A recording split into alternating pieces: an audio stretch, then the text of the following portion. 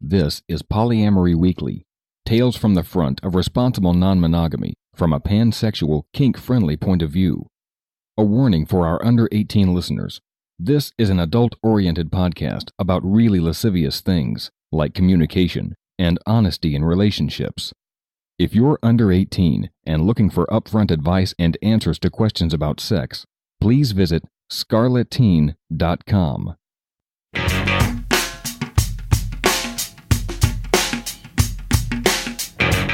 This is Polyamory Weekly, episode 569 for March 17th, 2019. Coming up on today's show, Building Open Relationships with Dr. Liz Powell. It's coming up on today's show.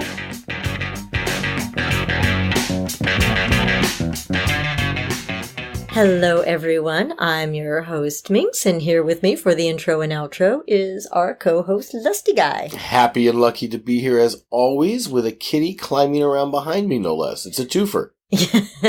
Yeah, if you hear some weird noises, that's probably the kitty clawing to get out. That makes it sound like we're keeping her captive. You know, I was running all kinds of strange places after you said that. I decided just to be quiet. Well, those who own a cat know what happens when you're in a room and you close the door. Right. It's a religion, really, with the cats. Exactly. So we're now officially in the host chat section. Did you notice that? We just started chatting away. We're just there, right Pros there, just that talking way. about, I mean, we could be talking about sex, but instead we're talking about the cat. Yeah, and it could be that we were talking about parts of the cat that I know you don't want to talk about. Oh, no, yes, let's not. Okay, Although she does normally. So where are we going to be next month, Lustyguy? We're going to be in Oklahoma next month. Exciting Oklahoma. Indeed, at It's Complicated's event. That's right. If you go to itscomplicatedok.com, you'll find the webpage for the event, and we should be on there as well. We're excited, even though I'm a Texas girl, and it's a little weird to be going to Oklahoma, but... Yeah, and I'm from the Pacific Northwest, so they all look the same to me. Well, the truth is that Texas and Oklahoma are more similar than people from either state are willing to admit. It's true. I actually have family from both. Ah, well, there you go. But we're excited to be going. I haven't been to Tulsa in a long, long time. I couldn't tell you the last time. I was excited in particular, not only for the wonderful event, but because I thought I would extend my stay and do a little boar hunting while I was there. But it turns out I'm going to Hawaii the month after, so I'll do my hunting there. I'm just like rubbing everything in. I am. I'm gleeful. Gleeful.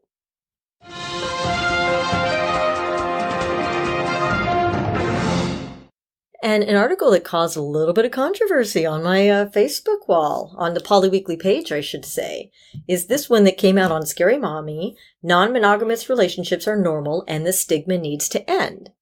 And it's basically an article saying, look, a lot of people are polyamorous and they have to deal with things like, losing job, people not understanding, people thinking that they're horrible sexual reprobates, which, some of us are. When we get lucky. If we're lucky. Or and rich. we basically need to normalize this, which is what, we've been saying forever. And which there is some evidence that is actually happening a little bit these days. Oh, absolutely. There's another article I just read about how boring non-monogamy actually is, just like you said you wanted to see a year or two ago. That's true. I said in a keynote several years ago, I want polyamory to be boring, for it not to raise an eyebrow, for there to be no need to even come out because it's just a thing that people do. That being said, the reason it caused some controversy is because the article was this author was a bit more defensive.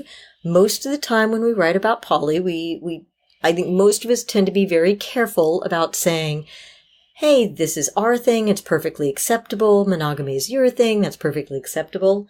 And this particular author took a couple pot shots at monogamy. Now, if I wanted to nitpick, I would say that, which I kind of do, that if you do read carefully, the author does say the cisgender heteronormative way of thinking about relationships is not only boring, it's dangerous, and a couple other things like that. And maybe it's just because I agree with that I was like, oh, okay, well, yeah, it can be dangerous. I don't think it's ever good in a society when people feel that their right to love the way they choose is is something that they have to hide and be in the closet about. I don't think that really benefits anyone. But some people did say that it had a bit of a negative tone, which I suppose it does. Oh, I definitely am in that camp. I think that when the article veers towards rhetoric like talking about how people stuff themselves into the boring existence of having only one partner, it crosses the line from advocating for polyamory and disparaging what can very well be a legitimate choice that other people make. And that kind of puts it in the pile of my kink is okay, your kink is not okay. And since the really early 1990s, I've made it a thing to try to make sure that I say that everybody's kink is okay as long as it involves consenting adults. So even if your kink is to be completely heteronormative and cisgendered and straight up as bland and 1950s Ward and June Cleaver as you can be, if Hey, that, Ward and June were kinky. whatever. The point is, whatever your choice is, as a consenting adult, I support it. So when this article veered into places that looked like it was making relativistic judgments of monogamy versus non-monogamy, I too kind of went, I agree with the points when it stays away from that kind of rhetoric that the article makes. And I certainly agree with the thesis that polyamorous people are just people and they're more like monogamous people than not. In fact, the overlap is so great as to be pretty much the totality of the argument. As we say all the time, polyamory doesn't have any unique problems. What would you do if you were monogamous? So when it veers away from that into those value judgments, I didn't like it either. I can see why people didn't.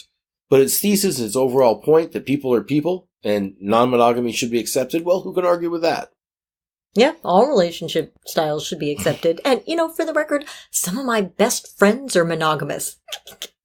I had to throw that in there. I had to. And I'm the one that gets the hate mail. You don't get hate mail. I know, but it's the reputation. Have I not ever gotten any hate mail?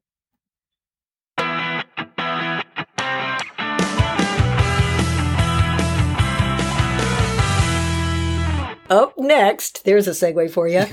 And up next is my chat with Dr. Liz Powell about her new book, Building Open Relationships. I am so excited to have with me in the studio today, Dr. Liz Powell. Welcome. Hi, Minx. It's so good to be here again. Yeah, very cool. For our listeners who may not know who you are, who may have just started listening, tell us a little bit about yourself. I am a psychologist, author, and speaker, and I specialize in working with folks who are sexual and gender minorities. So I work with queer people and non-monogamous folks and kinky folks, and I've been traveling all over North America to talk to people about how to make their sex lives and their relationships better. Awesome job, and thank you for doing the work that you do. Yeah, thanks. I'm just glad that people still want to hear what I have to say. Now, I want to talk about your book in a little bit, but we have an awful lot of sex therapists that have come on the show, and I don't think we've ever talked about why it is that people decide to go into it and what exactly it's actually like to be a therapist. It's primarily talking about sex. So let's start with the first question. Why did you decide you wanted to go into this line of work? Well, I've known that I wanted to be a therapist since I was really young. By halfway through middle school, I knew that what I wanted to do was some form of therapy work. Why is that? Well, there are a lot of answers for why that could be. Most people get into the therapy field either because they are messed up or they have family who is messed up. And so you get this very deep yearning to understand why people do what they do so that you can make more sense of a world that has been unpredictable or difficult for you.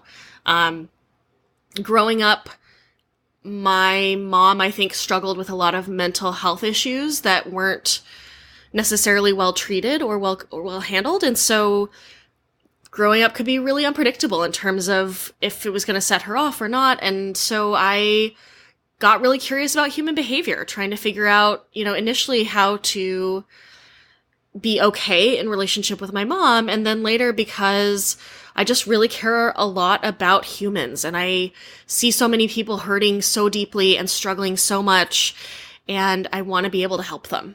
Why sex therapist, or a therapist focusing on sexual kink and gender issues, I should say? I had a bit of a winding path to get to this place. I started being non-monogamous in high school, and I came out as bisexual when I was 17. And I always kind of felt like I was on the outside. And in college, I was that person that like everyone went to talk about sex or to like get advice about sex toys. I helped many of my friends buy their first sex toys. And I really wanted to look at those kinds of issues when I went to graduate school. And so initially when I started graduate school for my doctorate in psychology, I thought that I was going to do my research project, my dissertation on non-monogamy and consensual versus non-consensual non-monogamy, and looking at like what factors lead to more or less successful forays into non-monogamous worlds. But then about halfway through grad school, I had gotten married right before I started grad school, and my ex-husband was not great at getting or keeping jobs.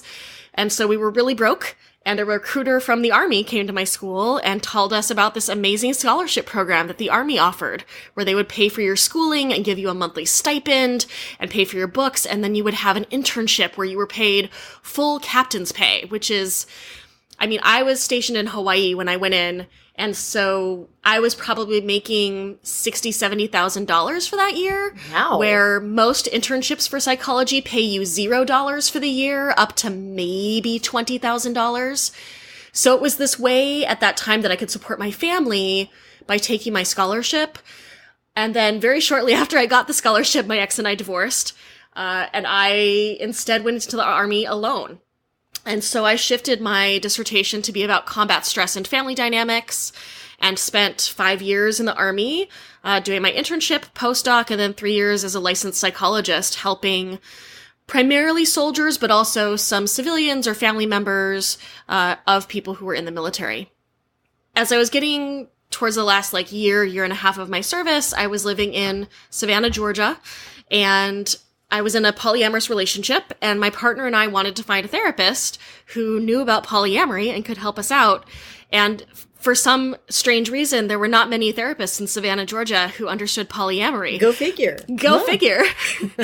And so I decided to start a private practice outside of my regular duty hours, moonlighting, seeing people who are LGBTQ, who are poly, who are kinky, and filling that niche in the Savannah area. And I just really loved the work, getting to talk with people about those areas that I'm so passionate about, and share the journeys that we've had and help them find ways to make their journey easier and simpler and less rocky than mine had been, was such rewarding work. And so I decided that I wanted to do that full time when I got out. And I still, I'm a sex therapist. I'm not a certified by ASECT sex therapist. But I've done a lot of training in sex therapy.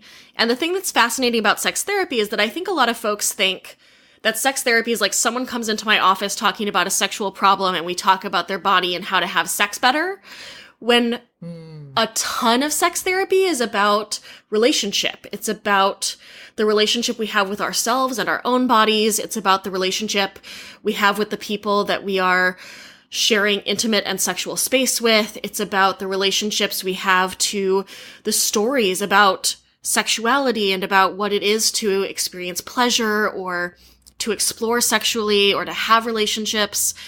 And that's most of my work, is helping people unpack the ideas and the stories that they have about who they are and what they have to be in order to meet some other standard, and instead help them dive deeper into what is really true for them and what's authentic for them and what feels best for them.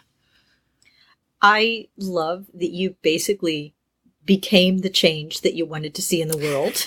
It's a great, great example of that. It really is. It really is. And also to reinforce what you just said about, it's not, I have an issue with sex, I'm going to go in and get that issue fixed. It's so, therapy is generally about how you view the world and dealing with past baggage. And, oh yes, by the way, communication. Yeah. And the thing about sex issues in particular, and especially working with sexual and gender minorities, is that most therapists don't get almost any training about those kinds of issues. When I was in graduate school, I went to graduate school in the San Francisco area, which is one of the most liberal, sex-positive areas you can find. And our sexuality education course was a 2-day course over one weekend. That was it. Oh, yeah, that's enough. Yeah. That'll tell you everything you need to know. Sure, no problem. And stuff like kink and non-monogamy really only came up because I brought them up, because they were part of my life, and I knew that they were important for me. I was lucky in that one of the practica that I did, practicum, for those who don't know, is when you do your therapy training work while you're still taking your classes. And one of my practica was at the University of California, Davis.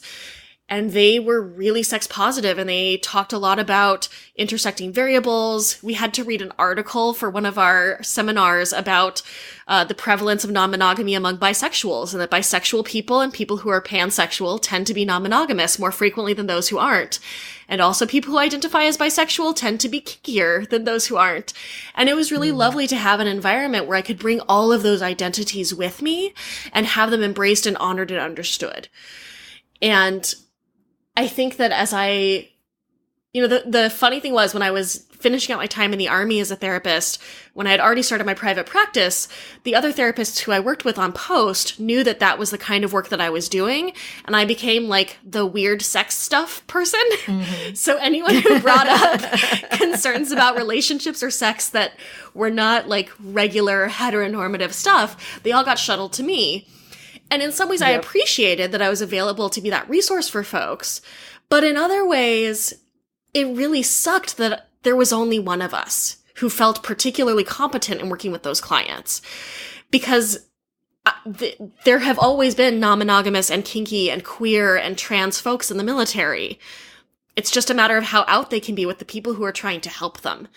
And I think it's sad that you rely on one person as a resource rather than figuring out how to train up as a department or figuring out how to increase competency among all these folks so that these people can get the support that they want and that they need. And anybody who's ever come out publicly as poly or kinky knows that you do become that one resource, even if you're not a professional therapist. Oh, yeah. Yeah, so true. I do want to get to your book, but I have one more therapy type question for you. I'm just kind of curious. So when I'm giving advice on the podcast, there are a lot of common threads that we see, which is why Lustyguy and I have these series of aphorisms that we say, because, a lot of things come down to communication or biology or what have you. So we have these sayings. I'm wondering, what is the biggest communication issue that you see in your practice, without, of course, revealing any personal details? Right, of course. I think a lot of the communication issue that I see is people expecting or hoping partners to be mind readers and thinking that also they themselves are mind readers. That there's a lot of ways that we develop stories about why someone is doing a thing or what they mean by a thing, or that we hope or expect that they can just infer from us what it is we want or need, that becomes really damaging. That you end up with these piles of things unsaid between the people in the relationship that makes it so hard for them to connect with each other because there's just so much in between them. And I think one of the biggest things I encourage people to do is to figure out how to communicate those things more openly and honestly, rather than hoping or relying on your partner to be a mind reader for you. So true. And a lot of times, especially in my younger years, I didn't even realize I was doing that. It takes somebody coming up to you and saying, you just made an assumption about what I said X and you heard Y. And the reason you assume that is because you're experiencing Z, right? And I had no transparency into that. Yeah. Anyway, all right, so let's get to your book. I've picked your brain for long enough. So you just wrote a book called Building Open Relationships. So tell me, why do we need another awesome book on polyamory?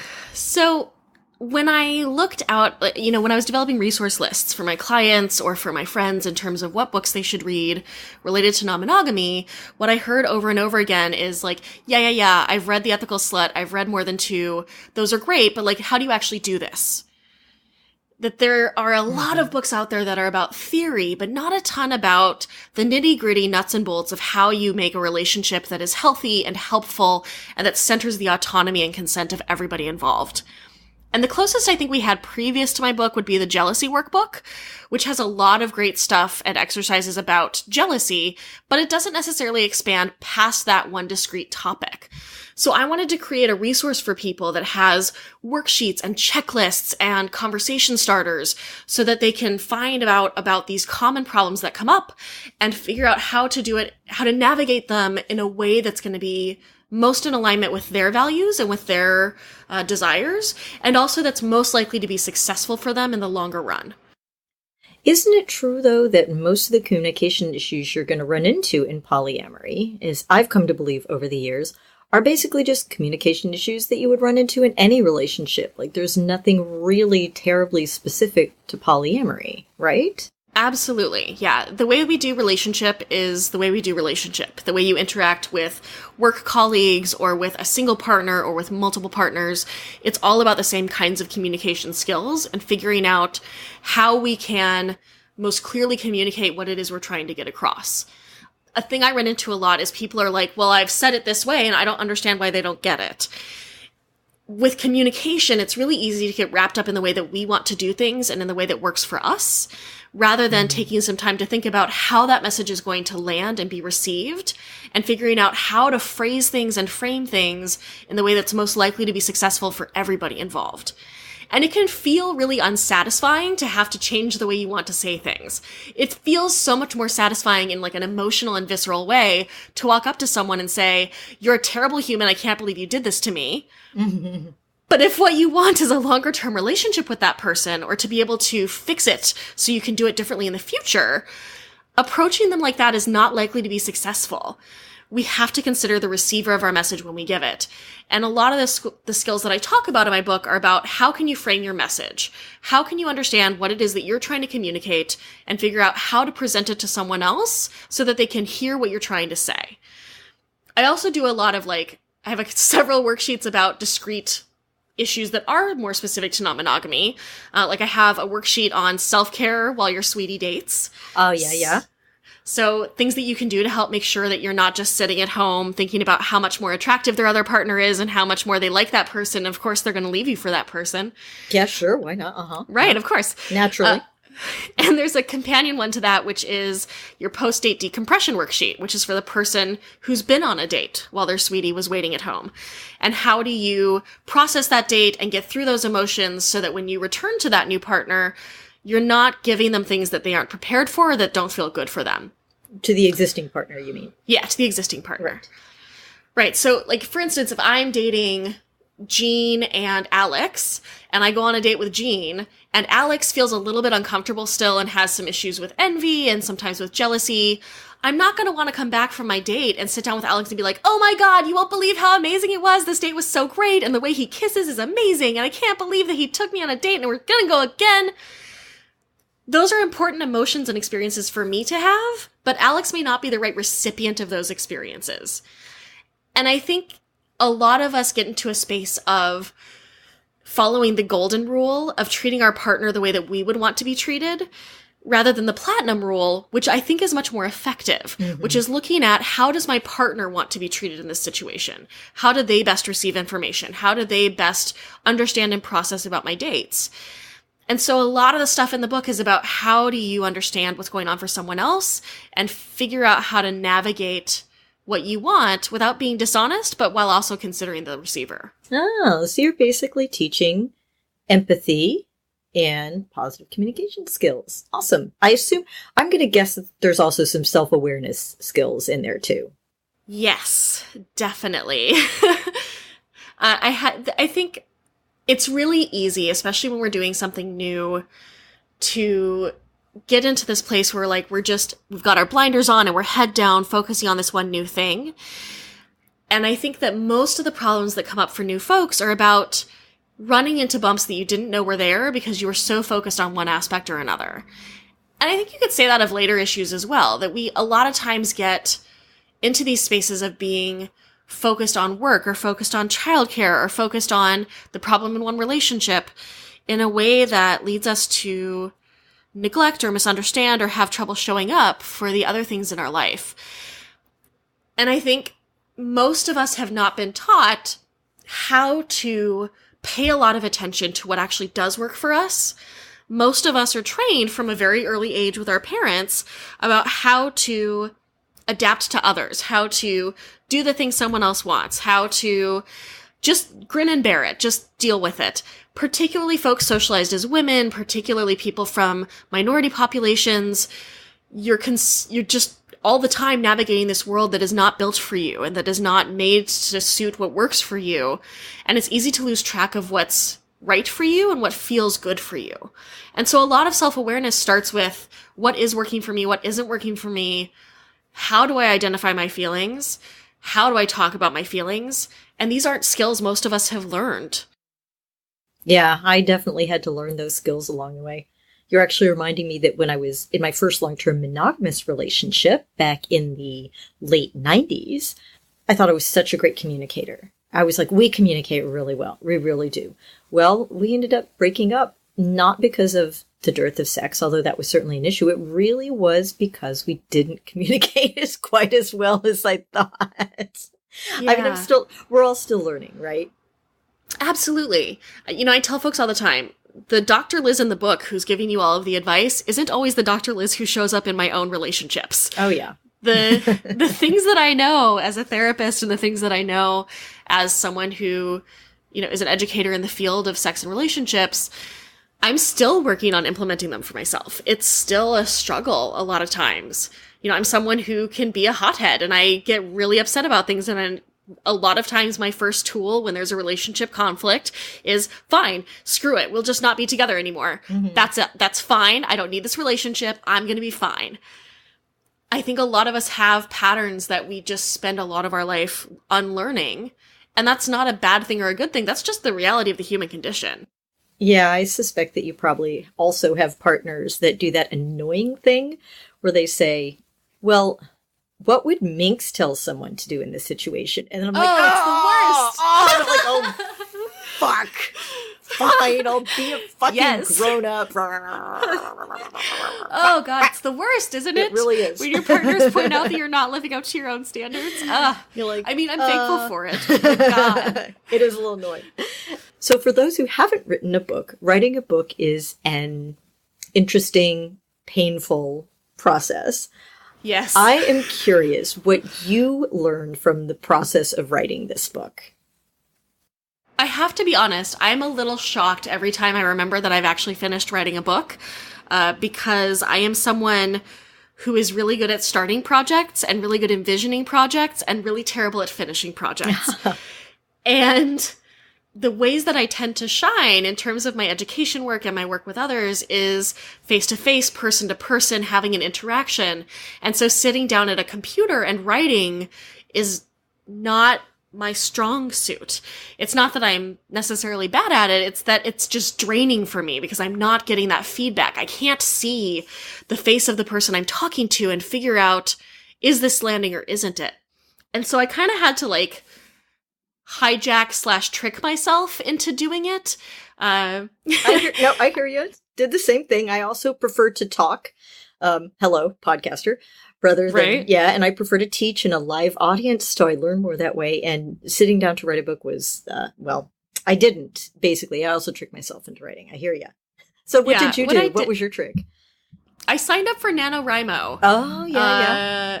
Which asks you to write 50,000 words over the course of November. NaNoWriMo, by the way, is National Novel Writing Month in November. And I had a partner at the time who was my dom, and he established a punishment system for any time that I missed my word counts. Love it. I love it. So I had a really good incentive to get through my word counts. And that is when I wrote the bulk of the book. The book ended up being about 80,000 words, I think, total. It's like 300 some pages in print. And so the rest of it, I had run an Indiegogo campaign to help fund my costs for printing the book because I was self-publishing. So I had to pay the editor who was going to help me edit and the graphic designer who did both the cover and the interior layout for the book. And so once I had done the Indiegogo campaign and there was like a promised date that the book had to be out, then I had like the deadline pressure in order to be able to get it out and finish it. There were definitely those last like 4 or 5 days before the book was finished and sent out to be printed were a lot of very long days and very late nights of like, have I actually finished this? Do I actually still want to cover this topic, or can I save it for another book? You know, making the final things happen. And it was really stressful, and it's still super weird that it's a thing that I did. But I'm really glad I did it. I learned a lot. Congratulations. And again, that book is called Building Open Relationships. And where can they find it? So you can go to buildingopenrelationships.com and find it there. You can also go to my main website, which is sexpositivepsych.com or drlizpowell.com. And you can find all that information there as well. And we'll put those links in the show notes, which will be available to you if you access through the app, or if you want to be really old-fashioned, you can go to polyweekly.com, find them there. And because we didn't mention it earlier, I just want to throw this in. If Liz sounds familiar, yes, she is returning to the show. If you want more Liz on this particular podcast, you can go back and listen to episode 554, where she was talking about grief and loss in relationships, which is a very enlightening and powerful episode, I think. So where else can we find you online? I am on Twitter at sexpausepsych, POS for pause. I am on Facebook. There's a page for me on there. I'm on Instagram at Dr. Liz Powell.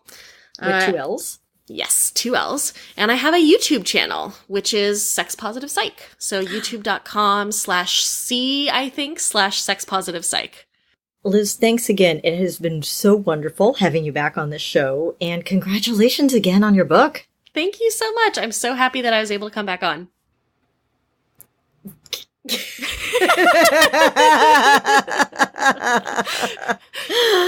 Oh my God, brain fart. Gotta love it. That's going in the outtakes at the end. Awesome.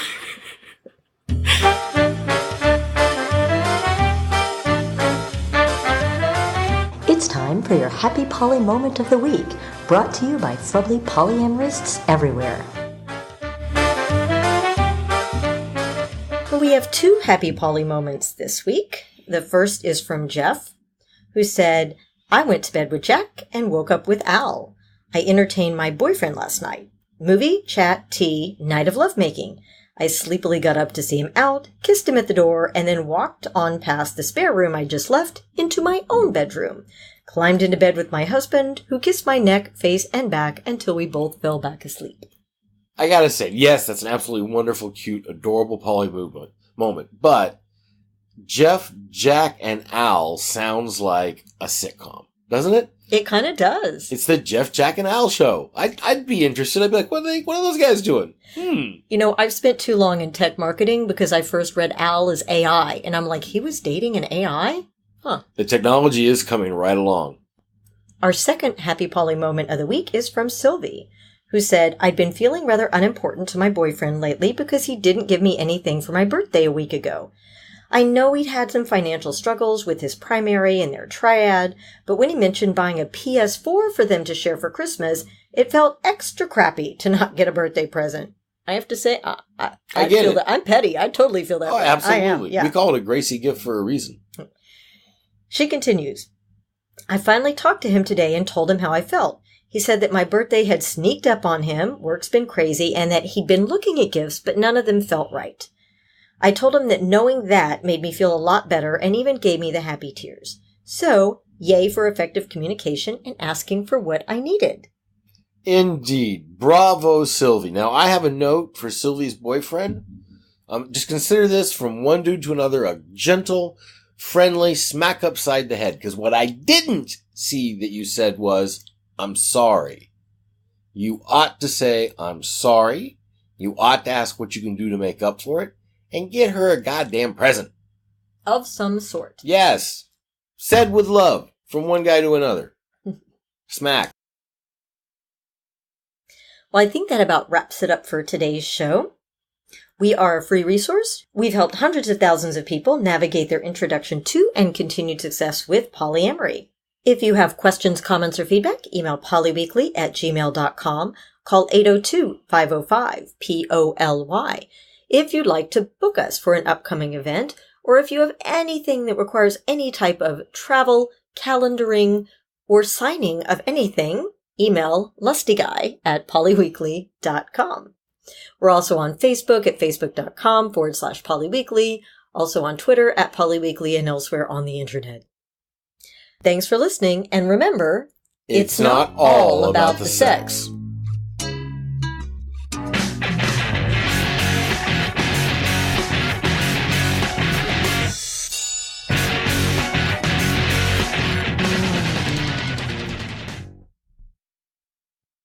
I totally forgot. The whole reason I originally liked that article was because they say in like the third paragraph, it's not all about the sex.